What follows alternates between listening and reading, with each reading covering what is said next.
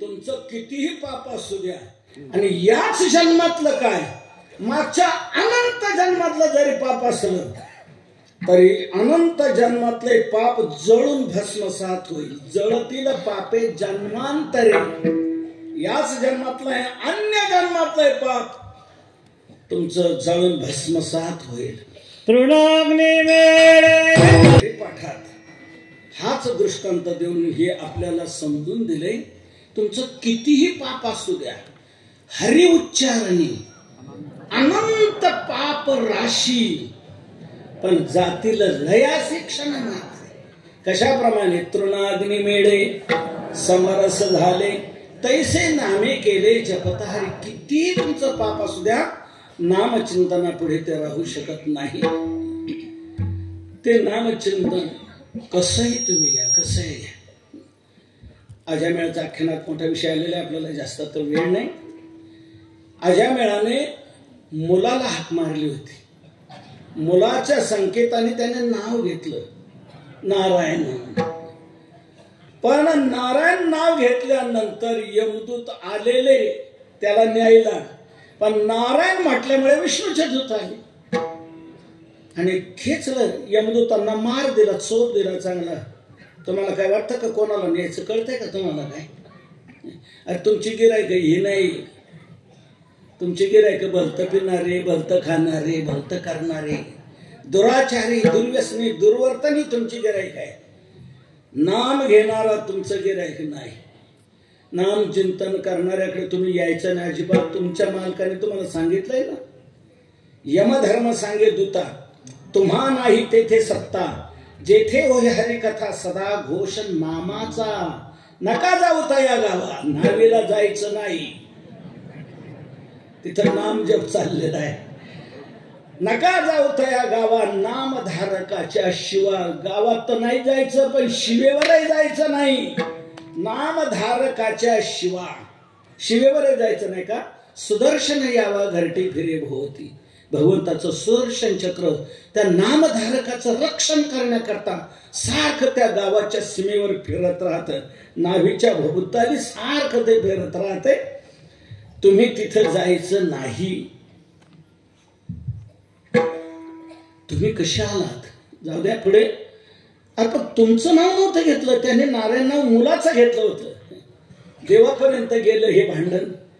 देवाला सांगितलं यमाने की तुमचं नाव नाही घेतलं देवा, त्याने त्याच्या मुलाचं नाव घेतलं.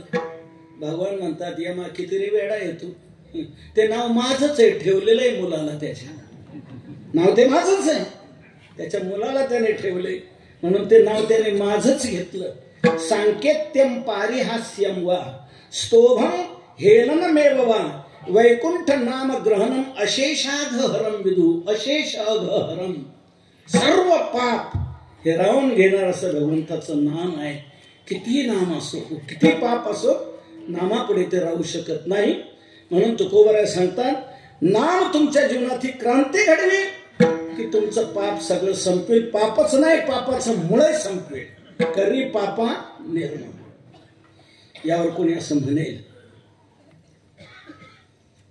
पापाला मूळ रहित करून टाकेल. तुम्ही म्हणता पाप सगळं जाईल म्हणता, पण ते गेलंच पाहिजे. कशा करता गेलंच पाहिजे पाप? कशा करता? आमचं अनंत जन्माचं पाप राहिलं तर राहिलं. तेवढाच पठ्ठ्याचा 1.5 स्टॉक. एवढं पाप पठ्ठ्याने केलं एवढ्या जन्मामध्ये. झालं तर झालं, राहिलं तर राहिलं. ते गेलंच पाहिजे. कशा करता? आणि ते गेलंच पाहिजे म्हणून ते विठ्ठल विठ्ठल म्हणत राहायचं, सारखं 3 तास झपत राहायचं, म्हणत राहायचं. सांगितलं कोणी एवढं कुठं नाही. गेलंच पाहिजे पाप. कशा करता? राहिलं तर राहिलं, झालं तर झालं, राहिलं तर राहिलं. पण ते पाप राहिल्यावर काय बिघडतंय आणि ते पाप का गेलं पाहिजे हे मी आपल्या लक्षात आणून देतो. ते लक्षात आणून दिल्यानंतर तुम्ही याच क्षणी निर्णय घ्याल की पाप गेलंच पाहिजे आणि त्याकरता आपण नामचिंतन केलंच पाहिजे. मी आपल्या लक्षात आणून देतो, तुम्हाला हो म्हणायला लावणार. गेलंच पाहिजे आपलं पाप. पाप का गेलं पाहिजे सांगतो. मला एक सांगा, आपल्या सर्वपैकी कोणाला अशी इच्छा आहे का आपल्या जीवनात दुःख यावं? असं कोणाला वाटतंय का? दुःख आपल्या जीवनात यावं असं कोणालाच वाटत नाही. मूळव्याध व्हावा कोणाला वाटतो का? नाही, कोणालाच वाटत नाही. धंद्यात दिवाळा निघावं कोणाला वाटतं का? कोणालाच वाटत नाही. आपल्या देखत आपला मुलगा मारावा कोणाला वाटतं का? कोणतंच दुःख आपल्या जीवनात येऊ नये ही सर्वांची इच्छा आहे की नाही? मज लागी दुःख व्हावे ऐसे कोणी भावे ना जीवे.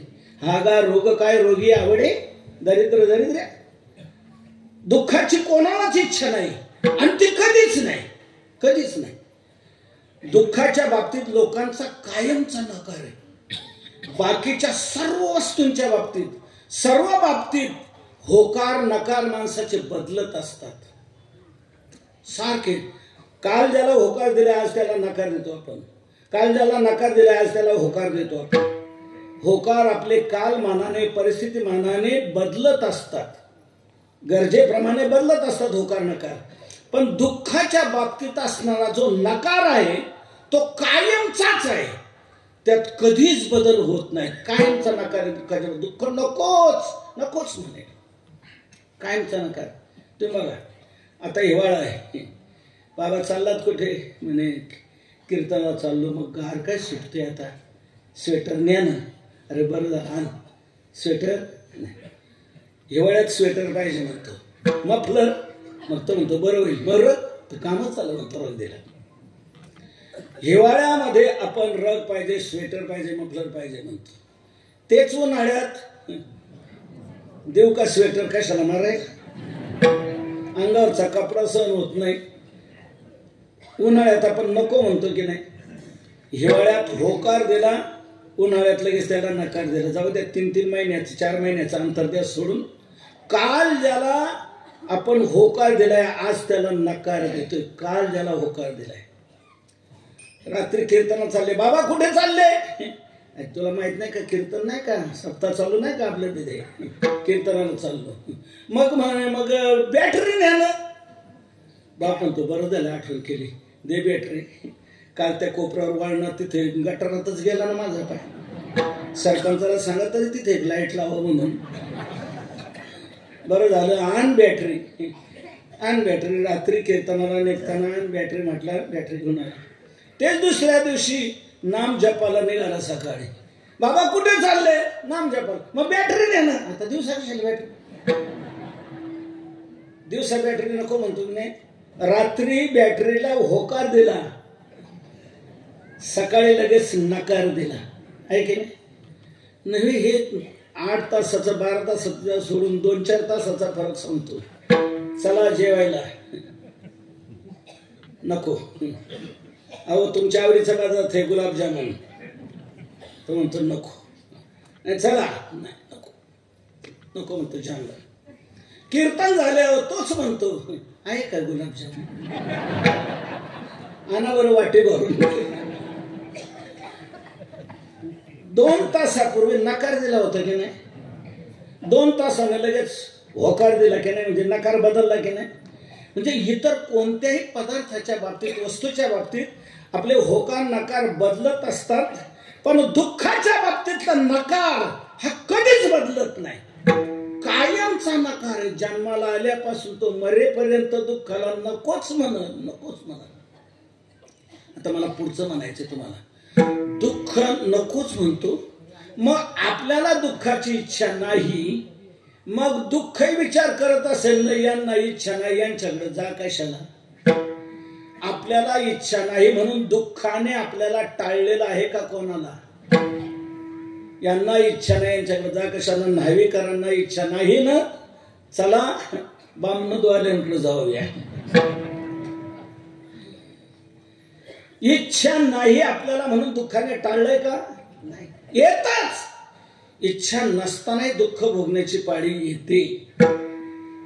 ही काय येते? आपल्याला इच्छा नाही ना, दुःखाने टाळायला पाहिजे. दुसऱ्याची इच्छा नसली आपण तिकडे जाणं टाळतो की नाही? का तुम्ही काल त्या लग्नाला आले नाही?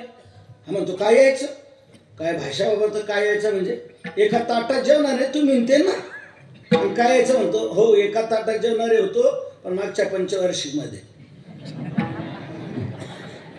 आता त्यांचं आमचं जमत. ठीक आहे, नका जमेना, पण व्यवहार म्हणून तरी तांदूळ टाकायला यायला काय हरकत आहे का? हा म्हणतो व्यवहार म्हणून त्याने मला पत्रिका तर दिली पाहिजे की नाही? अहो म्हणे राहिली असेल एखाद्या वेळेला, काय वेळेला जवळच्या माणसाला पत्रिका द्यायची राहून जाते, जवळच्या कायमचा बरोबर आहे, पण त्यालाच पत्रिका द्यायचं राहून जाते. विसरलं कसं?